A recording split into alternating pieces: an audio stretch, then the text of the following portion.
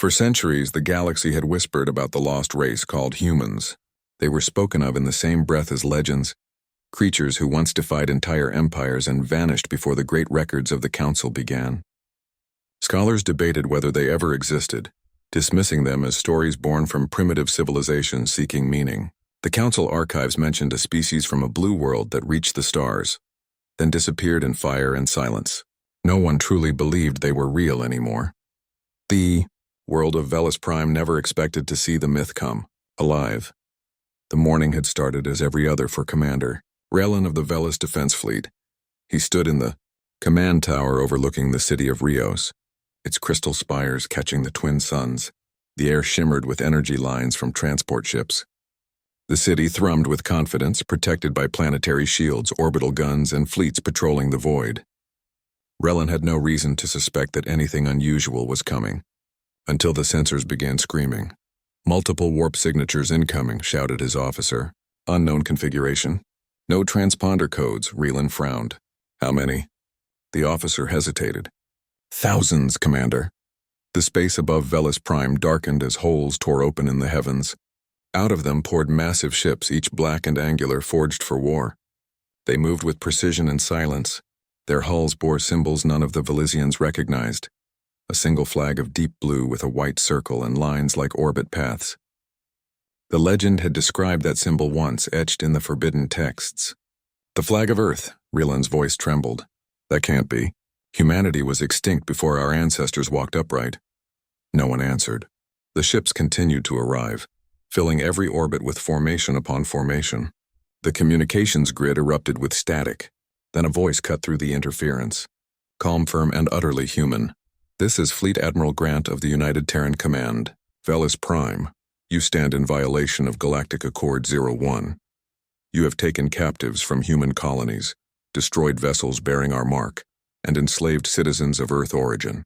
You are ordered to stand down immediately, return the captives, disarm your fleets, or face the consequence."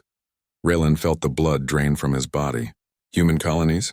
There are no colonies of theirs left. They vanished ages ago." But deep in the corners of the galaxy, far beyond the Council's charted systems, the humans had never truly vanished. They had hidden, rebuilt, and watched. When the Council declared their extinction, they were already preparing. They had no need for recognition. They wanted readiness. For centuries they grew stronger, silent in the void. Now the myth returned to reality. Velis Prime refused to surrender. The Council had assured them that no human remnants existed. The fleet commander ordered a strike. Plasma lances from orbital guns roared upward, but before they could even touch the leading warships, they vanished into thin space, folded through shields of technology unseen before. Then came the retaliation. Human dreadnoughts opened fire with kinetic strikes that shattered orbiting stations in seconds. Velis interceptors tried to swarm them but fell like dust before storms. Every human ship moved in coordinated silence, no wasted motion, no hesitation. Their weapons did not glow with energy. They hit like invisible fists. Cities trembled under the shockwaves. Raylan watched helplessly as the sky burned. "Open a channel," he ordered through trembling lips. "We surrender, please, we did not know." The voice that answered was steady and cold. "You knew enough to take slaves. You knew enough to destroy ships that bore our markings. Ignorance is not an excuse." Across the galaxy, every species tuned in. The signal from Velis Prime was broadcast live. Billions watched in disbelief. Myths had become war. The Council assembled in emergency session. 12 races sat around the vast chamber of light, the ancient seat of galactic authority. Chancellor Turek of the Avar spoke first. "We must open communication. Humanity's reappearance will destabilize every system," the Rethian delegate hissed. "They were thought extinct for 5,000 cycles. Now they come with fleets no one can match. What have they been doing all this time?" A holographic feed appeared above the chamber. It showed human fleets surrounding Velis Prime. Then came the broadcast again, the same words translated into every known language. "This is not a war of conquest. This is reclamation. Those who enslave, exploit, or harm our kind will answer for it. We are humanity. We are back." Silence filled the chamber. On Velis Prime, the bombardment ended as suddenly as it began. The sky cleared, revealing the burning husks of the defense fleet. Human landing craft descended, Their hulls blackened from atmospheric entry. Soldiers stepped out, humanoid but encased in armor that shimmered with adaptive shielding. Their visors glowed faint blue. They moved with quiet precision, speaking little, scanning everything. Commander Relin was taken into custody without struggle. The humans were not cruel. They were methodical. Their efficiency was frightening. They gathered the enslaved humans from underground labor camps, men, women, children who had been stolen generations ago and sold across the stars as curiosities. The myths had come to rescue their forgotten kin. When the human troops lifted them aboard transports, some of the captives wept.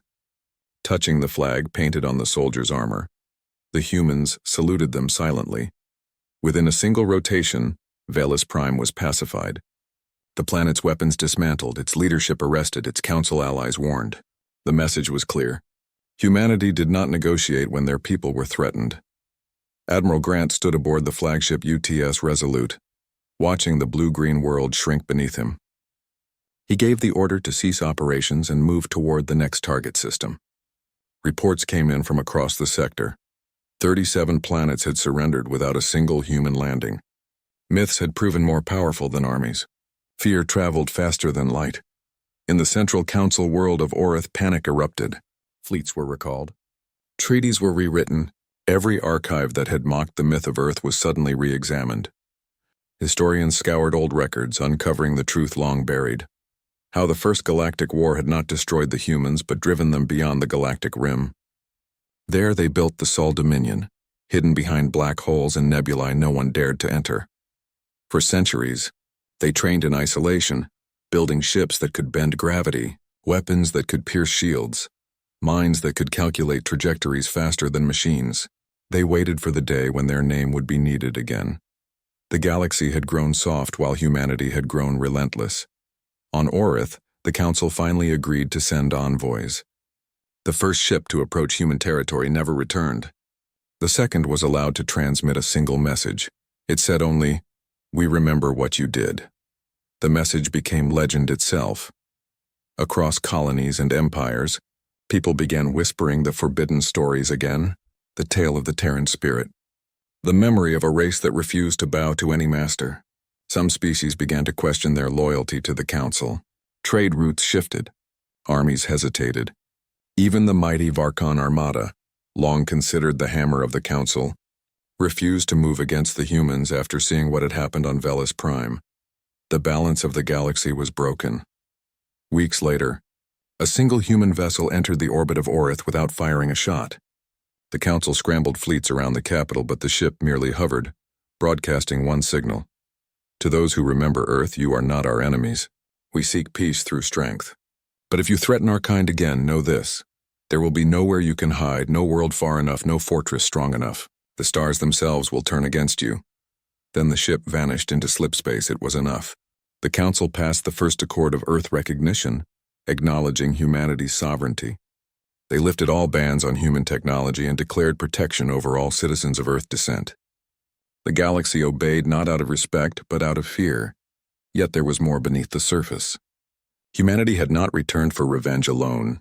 They returned for preparation. The deep sensors of the UTS Resolute had detected signals from beyond the galactic rim, unknown, massive, and alive. The real enemy was coming, and humanity was merely reclaiming its place before the storm arrived. Admiral Grant knew it. He stood before the vast viewport as the stars drifted. His officers reported victories, surrenders, and rising alliances, but his expression remained cold. "They think we are myths returned," he said. "Let them believe that for now. But soon they'll learn why we never came back before. The galaxy isn't ready for what's coming." His second-in-command, Captain Ross, spoke softly. "Do we tell them?" Grant shook his head. "No, they wouldn't believe us yet. Let them fear the myth. When the darkness arrives, they'll need it." Far beyond, in the uncharted void, something stirred. A presence older than the Council, vaster than empires. Humanity had faced it once and barely survived. That was the true reason they vanished, retreating to rebuild in secret. Now, after centuries, they returned not to conquer, but to prepare all for the second encounter. But to the rest of the galaxy, it was simpler. The myth of humans had returned as reality. In the taverns of distant worlds, traders told new stories. They spoke of ships that moved like shadows, of soldiers who fought without mercy, of captains who gave one warning before turning worlds to ash. And always someone would whisper the same line at the end.